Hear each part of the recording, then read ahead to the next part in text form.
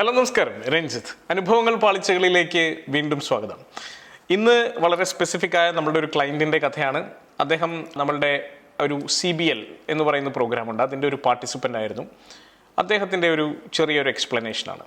ഇവർ ശരിക്കും ഈ ഹോസ്പിറ്റൽസുമായിട്ട് റിലേറ്റ് ചെയ്ത് കുറച്ച് സർവീസസ് പ്രൊവൈഡ് ചെയ്യുന്ന ഒരു ഓർഗനൈസേഷനാണ്. അവർ നമ്മളുടെ പ്രോഗ്രാമിന് വരുന്ന സമയത്ത് സത്യം പറഞ്ഞാൽ പ്രോഗ്രാമിന് വന്ന് ഒന്ന് അതിൻ്റെ ഇൻട്രൊഡക്ഷൻ കേൾക്കാൻ പോലും സമയമില്ലാതെ ഫോൺ കോളുകൾ ഇങ്ങനെ വന്നുകൊണ്ടേയിരിക്കും. അപ്പോൾ എപ്പോഴും എണീറ്റ് പോകേണ്ട അവസ്ഥയാണ്. അങ്ങനെ ഒരു അരമണിക്കൂറൊക്കെ കഴിഞ്ഞപ്പോൾ ഞാൻ ഒരു അല്പം കടുപ്പിച്ച് എനിക്ക് പറയേണ്ടി വന്നു, നിങ്ങൾ ഇരിക്കുകയാണെങ്കിൽ ഫോണുകൾ അറ്റൻഡ് ചെയ്യാതെ സൈലൻ്റ് ആക്കി അവിടെ ഇരിക്കുക, അല്ലെങ്കിൽ ദയവ് ചെയ്ത് ഈ കോഴ്സ് ഡിസ്കണ്ടിന്യൂ ചെയ്യുക. ഇന്ന് അത്രയും ശക്തമായി പറഞ്ഞ് ആണ് അദ്ദേഹം ആ കോഴ്സ് കണ്ടിന്യൂ ചെയ്യാൻ നിർബന്ധിതനായത്. അപ്പോഴും അദ്ദേഹത്തിന് ഉറപ്പില്ലായിരുന്നു എങ്ങനെയാണ് ഈ ഫോൺ കോളുകളിൽ നിന്ന് മുക്തി നേടുക. കാരണം ഹോസ്പിറ്റലിലേക്ക് അദ്ദേഹം സപ്ലൈ ചെയ്യുന്നത് വളരെ പ്രധാനപ്പെട്ട ഡെലിക്കേറ്റ് ആയിട്ടുള്ള ചില പ്രൊഡക്റ്റുകളാണ്, മനുഷ്യ ശരീരത്തിൽ ഉപയോഗിക്കേണ്ട ചില പ്രൊഡക്റ്റുകൾ. ഞാൻ പലപ്പോഴും പലരും എന്നോട് ചോദിക്കാറുണ്ട്, ഈ അനുഭവങ്ങൾ പാളിച്ചകൾ നിങ്ങൾ എന്താണ് ബ്രാൻഡിൻ്റെ പേര് പറയാത്തത് എന്നുള്ളത്. കാരണം ഈ ബ്രാൻഡിൻ്റെ പേര് പറയുന്നത് പലതരത്തിലുള്ള പ്രശ്നങ്ങൾക്ക് ഇടയാക്കും. ചില ആളുകൾ അതിനെ ദുരുപയോഗപ്പെടുത്തും, ചില ആളുകൾക്ക് ആ ബ്രാൻഡിൻ്റെ പേര് പറയുന്നതോ അല്ലെങ്കിൽ കൺസൾട്ടിങ് എടുത്തു എന്നുള്ള കാര്യങ്ങൾ പറയുന്നതോ അത്ര ഇഷ്ടമല്ല. മിക്ക ആളുകളുമായിട്ട് ഞങ്ങൾക്കൊരു NDA എഗ്രിമെൻ്റ് ഉണ്ട്. അപ്പോൾ അതുകൊണ്ടൊക്കെ പല കാരണങ്ങൾ കൊണ്ട് ഞങ്ങൾക്ക് ബ്രാൻഡ് നെയിമുകൾ പറയാൻ സാധിക്കാറില്ല. അപ്പോൾ അതുകൊണ്ട് തന്നെ ചില ആളുകൾ വന്ന് കമൻറ്റ് ചെയ്യാറുണ്ട്, ബ്രാൻഡ് നെയിം ഇല്ലാതെ നിങ്ങൾ എങ്ങനെയാണ് എന്നൊക്കെ ചോദിക്കാറുണ്ട്. അപ്പോൾ അത് ഞാൻ വലിയ കാര്യമാക്കുന്നില്ല. കാരണം ഇതെല്ലാം തന്നെ നമ്മളുടെ എക്സ്പീരിയൻസസ് നിങ്ങൾക്ക് ഷെയർ ചെയ്യുമ്പോൾ അതിനകത്തുനിന്ന് ഏതെങ്കിലും തരത്തിൽ, പലപ്പോഴും ഞാൻ ഈ പരാജയങ്ങൾ അല്ലെങ്കിൽ അവർ നേരിട്ട പ്രശ്നങ്ങളാണ് പറയുന്നത്, അത് ഏതെങ്കിലും തരത്തിൽ നിങ്ങൾക്ക് യൂസ്ഫുൾ ആകട്ടെ എന്ന് വിചാരിച്ചാണ് ഈ അനുഭവങ്ങൾ പാളിച്ചകൾ ഞാൻ പറയുന്നത് തന്നെ. അപ്പോൾ ഇതും നിങ്ങൾക്ക് ഉപകാരപ്രദമാവുമെന്നാണ് ഞാൻ പ്രതീക്ഷിക്കുന്നത്. അപ്പം ഇദ്ദേഹം പലതരത്തിൽ നോക്കി, ഏകദേശം കഴിഞ്ഞൊരു 5 വർഷമായിട്ട് ഒന്ന് കാര്യങ്ങൾ ഡെലിഗേറ്റ് ചെയ്യാൻ വേണ്ടി ട്രൈ ചെയ്യുന്നുണ്ട്. പക്ഷെ അദ്ദേഹത്തിന് പലതരത്തിൽ സാധിക്കുന്നില്ല. കാരണം വളരെ പ്രധാനപ്പെട്ട വിഷയമാണ്. അതുകൊണ്ട് തന്നെ അദ്ദേഹം തന്നെ ഡീൽ ചെയ്താലേ ഇത് ശരിയാവൂ എന്നുള്ളൊരു ധാരണയുണ്ട്. മാത്രമല്ല മിക്കവാറും കമ്മ്യൂണിക്കേഷൻ ഡോക്ടേഴ്സ് ആയിട്ടൊക്കെ ആയിരിക്കും. അപ്പോൾ ആ ഒരു പ്രൊഫൈലിൽ നിന്നുകൊണ്ട് തന്നെ ഡീൽ ചെയ്യും വേണം. നമ്മുടെ സ്റ്റാഫിനെ അത് ഏൽപ്പിച്ചാൽ ശരിയാവുമോ, ഡോക്ടർമാർക്ക് ഈഗോ ആവുമോ, അങ്ങനെ പലതരത്തിലുള്ള പ്രശ്നങ്ങൾ അദ്ദേഹം നേരിടുന്നുണ്ടായിരുന്നു. അപ്പോൾ ഡെലിഗേറ്റ് ചെയ്യാൻ വലിയ മടി കാണിച്ചുകൊണ്ടിരിക്കുകയാണ്. പക്ഷേ 5 വർഷമായിട്ടും കാര്യമായിട്ടുള്ള വളർച്ചയൊന്നും ഉണ്ടാക്കാൻ സാധിക്കുന്നില്ല. കാരണം ഒരാൾക്ക് ചെയ്യാവുന്നതിന് പരിധിയുണ്ടല്ലോ, ആ പരിധിയിൽ ഇങ്ങനെ നിൽക്കുകയാണ് പുള്ളി. അപ്പോൾ അടുത്ത ലെവലിലേക്ക് വളരാൻ പറ്റുമോ നമുക്ക് നോക്കാം. ഇപ്പോൾ CBLൊക്കെ വന്നിട്ട് നടക്കുമോ? ഒരു 120 ദിവസത്തെ ജേണിയാണ് CBL നമ്മുടെ. അപ്പോൾ നമ്മളുടെ ഒരു ടീം, ഞാൻ മാത്രമല്ല, ഞങ്ങളൊരു ടീമായിട്ടാണ് CBL ചെയ്യുന്നത്, ഞാൻ ലീഡ് ചെയ്യുന്നു എന്ന് മാത്രമാണ്. അപ്പോൾ ഞാൻ പറഞ്ഞു, നിങ്ങൾ റെഡിയാണെങ്കിൽ, എപ്പോഴും പറയുന്നത് ഒരു കൺസൾട്ടിങ്ങിന് വരുമ്പോഴും CBLന് വരുമ്പോഴും ഒക്കെ നിങ്ങൾ മാറാൻ റെഡിയാണെങ്കിൽ, നമ്മൾ പറയുന്ന പാത്തിലൂടെ തന്നെ സഞ്ചരിക്കാൻ റെഡിയാണെങ്കിൽ ഞാൻ 100% ഗ്യാരണ്ടി തരാം നിങ്ങളുടെ ബിസിനസ്സിനകത്ത് മാറ്റം ഉണ്ടാവും എന്നുള്ളത്. അതേസമയം 1% നിങ്ങൾക്ക് സംശയമോ അല്ലെങ്കിൽ നിങ്ങൾ ഫോളോ ചെയ്യാതിരിക്കുകയോ ചെയ്താൽ ഉറപ്പായിട്ടും മാറ്റങ്ങളിൽ പ്രശ്നങ്ങളുണ്ടാവും. ചെറിയ മാറ്റങ്ങളെ ഉണ്ടാവും, ചിലപ്പോൾ മാറ്റം ഉണ്ടാവുക തന്നെയില്ല. കാരണം ഇതെല്ലാം ലിങ്ക്ഡാണ്. അപ്പോൾ ഇദ്ദേഹം വളരെ ആദ്യത്തെ ദിവസം ഞാനൊന്ന് സംസാരിച്ചതിന് ശേഷം അദ്ദേഹം വളരെ കോൺഫിഡൻ്റ് ആയിട്ട് പറഞ്ഞു, ഓക്കെ, ഞാൻ ഇത്തവണ എന്തായാലും മാറാൻ തന്നെ തീരുമാനിച്ചിട്ടാണ് ഇതിൽ ജോയിൻ ചെയ്തിട്ടുള്ളത്. അപ്പോൾ അദ്ദേഹത്തിൻ്റെ ആ സംസാരത്തിൽ ഞാൻ കോൺഫിഡൻ്റ് ആയിരുന്നു. യെസ്, ഇദ്ദേഹത്തിന് മാറ്റം ഉണ്ടാക്കാൻ സാധിക്കും എന്ന് ഞാൻ എൻ്റെ ടീം മെമ്പേഴ്സിനോട് ഞാൻ പറഞ്ഞു. യെസ്, അവിടെ നിന്നാണ് ഈ കഥ ആരംഭിക്കുന്നത്. ശരിക്കും അദ്ദേഹം ഡെലിഗേറ്റ് ചെയ്യാൻ തീരുമാനിക്കായിരുന്നു. അതിൻ്റെ ആദ്യ പടി എന്നുള്ള രീതിയിൽ റെസ്പോൺസിബിലിറ്റീസ്, അതുപോലെ വർക്ക് സ്റ്റഡി, ടൈം സ്റ്റഡി, ഇത് കൃത്യമായി പഠിച്ചു. ഓരോരുത്തരും അദ്ദേഹത്തിൻ്റെ ഓർഗനൈസേഷനിൽ ഒരു 10-25 ആൾക്കാരുണ്ട്. പലതരത്തിലുള്ള ജോലികൾ ചെയ്യുന്ന, ഇൻവെൻട്രി നോക്കുന്ന ആളുകളുണ്ട്, പർച്ചേസ് നോക്കുന്ന ആളുകളുണ്ട്, അക്കൗണ്ട്സ് നോക്കുന്ന ആളുകളുണ്ട്, ഡെലിവറി ചെയ്യുന്ന ആളുകളുണ്ട്, അങ്ങനെ പലതരത്തിൽ അത്ര ആൾക്കാരൊക്കെ ഉണ്ട്. അപ്പം ഓരോരുത്തരുടെയും കീ ആയിട്ടുള്ള റെസ്പോൺസിബിലിറ്റീസ് എന്താണ്, അവർക്ക് എന്താണ് ചെയ്യാൻ കഴിയുക, അവരുടെ റെസ്പോൺസിബിലിറ്റിയും പവറും എന്താണ് എന്നുള്ളത് ഡിഫൈൻ ചെയ്തു. ഏത് പവർ വരെ അവർക്ക് പോവാം, അവരുടെ സ്കിൽ സെറ്റുകൾ എന്താണ്, അത് വളരെ പ്രധാനമാണ്. ഈ കോമ്പിറ്റൻസി അനാലിസിസ് ഒന്നും പലപ്പോഴും നമ്മൾ ചെയ്യാറില്ല, കോമ്പിറ്റൻസി മാപ്പിംഗ് എന്നൊക്കെ പറയും, അത് ചെയ്യാറില്ല. അതും ചെയ്തു. അപ്പോൾ വർക്ക് സ്റ്റഡി, ടൈം സ്റ്റഡി, ഇതൊക്കെ ചെയ്തപ്പോൾ 1-2 കാര്യങ്ങൾ മനസ്സിലായി. അവിടെ പ്രധാനപ്പെട്ട വർക്കുകളെല്ലാം ചെയ്യുന്നത് ഇദ്ദേഹം തന്നെയാണ്. ഇദ്ദേഹം ചെയ്യുന്ന ചില നിർദ്ദേശങ്ങൾക്കനുസരിച്ച് ചില വളരെ ചെറിയ പോസ്റ്റ്മാൻ കോൾസ് എന്നൊക്കെ പറയുന്ന തരത്തിലുള്ള ചെറിയ കാര്യങ്ങൾ മാത്രമാണ് ബാക്കിയുള്ള ഈ 10-20 ആൾക്കാർ ചെയ്യുന്നത്. ചുരുക്കി പറഞ്ഞാൽ ഒരു 10-20 ആൾക്കാരെ പിരിച്ചു വിട്ടാലും വേണമെങ്കിൽ ഒരു 4-5 പേരെ വെച്ച് വേണമെങ്കിൽ ചെയ്യാവുന്ന പരിപാടിയെ ഇപ്പോൾ അദ്ദേഹത്തിന് ഉള്ളൂ എന്നുള്ളതാണ് സത്യം എന്നുള്ളത് ആദ്യത്തെ കൃത്യമായ ഒരു അനാലിസിസ് കഴിഞ്ഞപ്പോൾ അദ്ദേഹത്തിന് തന്നെ മനസ്സിലായി. അപ്പോൾ തന്നെ നമ്മൾ പറഞ്ഞൊരു കാര്യമുണ്ട്, ഒന്നുകിൽ ഇത്രയും ആൾക്കാരെ മാറ്റിക്കോളൂ, കാരണം അവരെ കൊണ്ട് പ്രത്യേകിച്ച് പ്രയോജനമൊന്നുമില്ല. അല്ലെങ്കിൽ അവരെ കൃത്യമായി ഉപയോഗിക്കുക. കാരണം അവരെയും നമ്മളെയും നമ്മുടെ ഓർഗനൈസേഷനെ എംപവർ ചെയ്യാൻ വേറെ മാർഗ്ഗമൊന്നുമില്ല. അപ്പോൾ ഏറ്റവും ആദ്യത്തെ ആ ഭാഗം എന്ന് പറയുന്നത് ഓരോരുത്തരുടെയും റെസ്പോൺസിബിലിറ്റീസ് കൃത്യമായി അസസ് ചെയ്തെടുക്കുക എന്നുള്ളത് തന്നെയായിരുന്നു. രണ്ടാമത്തെ ഭാഗം കൃത്യമായ SOPകൾ സെറ്റ് ചെയ്യുക എന്നുള്ളതാണ്.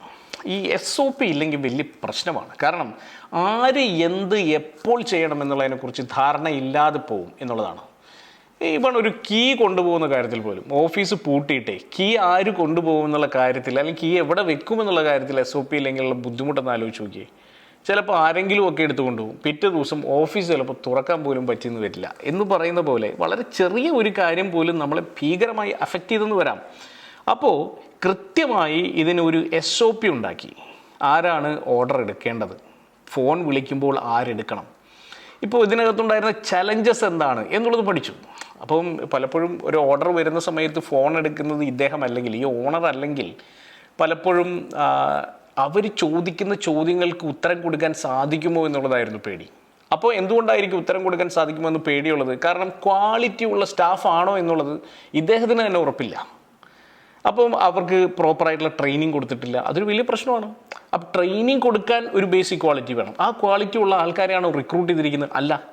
അപ്പം റിക്രൂട്ട്മെൻറ്റ് തൊട്ട് പ്രശ്നമുണ്ട്.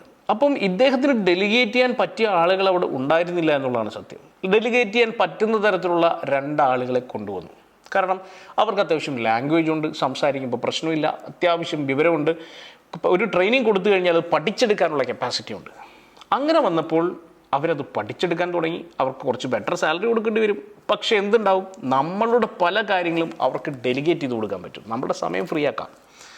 അങ്ങനെ ഡോക്ടേഴ്സ് വിളിക്കുകയാണ്. ഡോക്ടേഴ്സിന് ഇദ്ദേഹം തന്നെ വിളിക്കണം അല്ലെങ്കിൽ അറ്റൻഡ് ചെയ്യണം എന്നുള്ള നിർബന്ധം ഇല്ല എന്നുള്ളത് സത്യമാണ്. അത് അദ്ദേഹത്തിൻ്റെ ഒരു തെറ്റിദ്ധാരണയായിരുന്നു. ഡോക്ടറിന് ആവശ്യമുള്ള എന്താ? ഡോക്ടറിന് ആവശ്യമുള്ളത് കൃത്യമായ സമയത്ത് കൃത്യമായ ഇൻഫർമേഷൻ കിട്ടണം, കൃത്യമായ സാധനം അവിടെ എത്തണം എന്നുള്ളതാണ്. അത് പുതിയ ഒരാൾ അറ്റൻഡ് ചെയ്യുമ്പോൾ അതിനേക്കാൾ ഇദ്ദേഹത്തെക്കാൾ നന്നായി കൊടുക്കുന്നുണ്ടെങ്കിൽ അത് ഡോക്ടർ ഓക്കെ ആയിരിക്കുമല്ലോ, ഒബ്വിയസ്ലി. അപ്പോൾ പുതിയ ആളുകൾ വന്നു, അത്യാവശ്യം കുഴപ്പമില്ല, അത് ചെയ്തു തുടങ്ങി. അതുപോലെ ഇതിനകത്ത് ഇവർ കൊടുക്കുന്ന ഐറ്റം എന്താണെന്ന് ഞാൻ സ്പെസിഫിക് ആക്കുന്നില്ല, കുറേ ട്രേഡ് സീക്രട്സും കാര്യങ്ങളൊക്കെ ഉണ്ടാവുമല്ലോ. അപ്പോൾ അതുകൊണ്ട് തന്നെ ഈ ഐറ്റം തെറ്റിപ്പോവാതിരിക്കാൻ വേണ്ടി, തെറ്റിപ്പോകാൻ സാധ്യതയുണ്ട്. വളരെ സിമിലർ ആയിട്ടുള്ള ഐറ്റംസാണ്, ചെറിയ ചെറിയ കോഡ് നമ്പേഴ്സിലൊക്കെ ഇതൊക്കെ മാറിപ്പോകും. അപ്പോൾ അതുകൊണ്ട് തന്നെ മാറിപ്പോവാതിരിക്കാൻ വേണ്ടി ഒരു സിസ്റ്റം, ഒരു ഫുൾ പ്രൂഫിംഗ് ആയിട്ടുള്ള ഒരു സിസ്റ്റം നമ്മൾ ഡെവലപ്പ് ചെയ്തു. ഒരു കാരണവശാലും അത് മാറിപ്പോവില്ല എന്ന് ഉറപ്പുവരുത്താൻ പറ്റുന്ന തരത്തിലുള്ള ഒരു ഫുൾ പ്രൂഫിംഗ് സിസ്റ്റമാണ്. അങ്ങനെ വന്നപ്പോൾ ഡെലിഗേഷൻ എളുപ്പമായി. അപ്പോൾ ഡെലിഗേഷൻ ചെയ്യുമ്പോൾ എന്ത് വേണം? ഒരു കാര്യം ഉറപ്പിക്കണം, ക്വാളിറ്റി റെഡ്യൂസ് ചെയ്യുന്നില്ല എന്ന് ഉറപ്പ് വരുത്താനുള്ള സിസ്റ്റംസ് കൂടി ഉണ്ടാക്കണം. അല്ലെങ്കിൽ ചിലപ്പോൾ ഡെലിഗേഷനിൽ പ്രശ്നം പറ്റാം. അപ്പോൾ അതും കൂടി ആക്കിയതിന് ശേഷമാണ് തുടങ്ങിയത്. അടുത്തത് ടെക്നോളജി ഇംപ്ലിമെൻറ്റ് ചെയ്തു എന്നുള്ളതാണ്. കാരണം നമ്മൾ ഡെലിഗേറ്റ് ചെയ്യുന്ന സമയത്ത് ഇതൊന്നും ഒരു ദിവസം കൊണ്ടല്ല കേട്ടോ, പ്രോസസ്സാണ്. ടെക്നോളജി ഇംപ്ലിമെൻറ്റ് ചെയ്യുന്ന സമയത്ത് നമുക്ക് മാറി നിൽക്കാം. പല കമ്മ്യൂണിക്കേഷൻസ് കുറച്ചുകൂടി ഈസി ആവും, ഫാസ്റ്റർ ആവും. നമുക്ക് ട്രാക്ക് ചെയ്യാം ആളുകൾ എവിടെയാണ്, ഏതൊക്കെ ആശുപത്രിയിലാണ്, എവിടെയൊക്കെയാണ് കൊടുത്തിട്ടുള്ളത്, എന്തൊക്കെയാണ് സാധനങ്ങളുള്ളത്, എന്തൊക്കെയാണ് നമ്മുടെ ഇൻവെൻട്രിയിലുള്ളത്, ഇതൊക്കെ കൃത്യമായിട്ട് അറിയാൻ പറ്റും. ഒരു ടെക്നോളജി ഉണ്ടായിരുന്നില്ല, എല്ലാം എഴുത്തുകുത്തുകളാണ്. ഇതെല്ലാം ഒന്ന് ക്രോഡീകരിക്കണമെങ്കിൽ ദിവസങ്ങൾ വേണം. എന്നാൽ പിന്നെ ക്രോഡീകരിക്കേണ്ട, ഒരു സാധനവും കിട്ടണ്ട എന്നുള്ള അവസ്ഥയിലാണ്, ഒരു ഇൻഫർമേഷനും ഇല്ല. അപ്പോൾ പല പല സ്ഥലത്തായിട്ട് പല ബുക്കുകളിലായി കിടന്നിരുന്ന ഇൻഫർമേഷനെ ടെക്നോളജി വന്നപ്പോൾ ഒറ്റ ഡാഷ്ബോർഡിലാക്കാൻ സാധിച്ചു എന്നുള്ളതാണ്. ടെക്നോളജി വന്നു, ഇൻറ്റഗ്രേറ്റ് ചെയ്തു. അടുത്ത പോയിന്റ്, കൃത്യമായ കമ്മ്യൂണിക്കേഷൻ പ്രോട്ടോകോൾസ് എസ്റ്റാബ്ലിഷ് ചെയ്തു. ആരോട് കമ്മ്യൂണിക്കേറ്റ് ചെയ്യണം, എപ്പോൾ റിപ്പോർട്ട് വരണം, എപ്പോഴാണ് എന്തെങ്കിലും എമർജൻസി കേസ് വന്നാൽ ഡീൽ ചെയ്യേണ്ടത്, ഏതൊക്കെ കാര്യങ്ങളിൽ മാത്രമാണ് ഇദ്ദേഹം ആസ് ആൻ ഓണർ ഇൻവോൾവ് ചെയ്യേണ്ടത്, അതിലും ക്ലാരിറ്റി കൊണ്ടുവന്നു. അപ്പോൾ നമുക്ക് റിസ്ക് എടുക്കാം എന്നുള്ള രീതിയിൽ തന്നെ തീരുമാനിച്ചു. 2ാമത്തെ മാസം തൊട്ട് നമ്മൾ ആ റിസ്ക് എടുത്തു തുടങ്ങി. ആദ്യത്തെ ആ 2ാമത്തെ മാസം എന്ന് പറയുന്നത് CBLന്റെ 2ാമത്തെ മാസത്തിൽ ആ റിസ്ക് എടുത്തു തുടങ്ങിയപ്പോൾ 1-2 ചെറിയ പിഴവുകളൊക്കെ സംഭവിച്ചു. ഒരു കാര്യം നമ്മൾ മനസ്സിലാക്കേണ്ടത്, എന്ത് കാര്യം പഠിക്കുമ്പോഴും പിഴവുകൾ സംഭവിക്കുന്നുള്ളത് ഉറപ്പാണ്.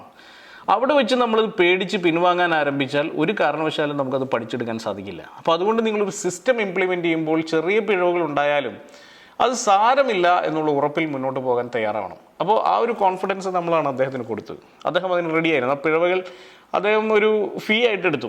പിഴവ് പറ്റുമ്പോൾ അത് കുഴപ്പമില്ല, പഠിക്കാനുള്ളൊരു ഫീ എന്നുള്ള രീതിയിൽ എടുത്താൽ മതി അതിന്.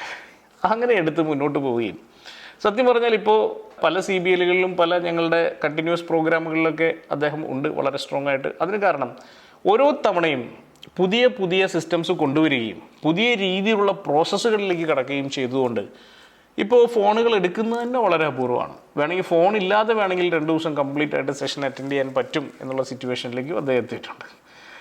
അപ്പോൾ ചുരുക്കി പറഞ്ഞാൽ നിങ്ങൾ ഇങ്ങനെ ഈ ഫോണിലൊക്കെ ബിസി ആണെങ്കിൽ 24 hours നിങ്ങളുടെ ബിസിനസ്സിനകത്ത് ഇൻവോൾവ് ആണെങ്കിൽ ഞാനൊരു കാര്യം ഉറപ്പിച്ച് പറയുന്നു, കൃത്യമായിട്ടുള്ള ഡെലിഗേഷൻ പ്രോസസ്സിലൂടെ നിങ്ങൾക്ക് നിങ്ങളുടെ ബിസിനസ്സിനെ ഓൺ ദ ബിസിനസ്സാക്കി മാറ്റിയെടുക്കും. നിങ്ങൾക്ക് ഓൺ ദ ബിസിനസ് ആവും.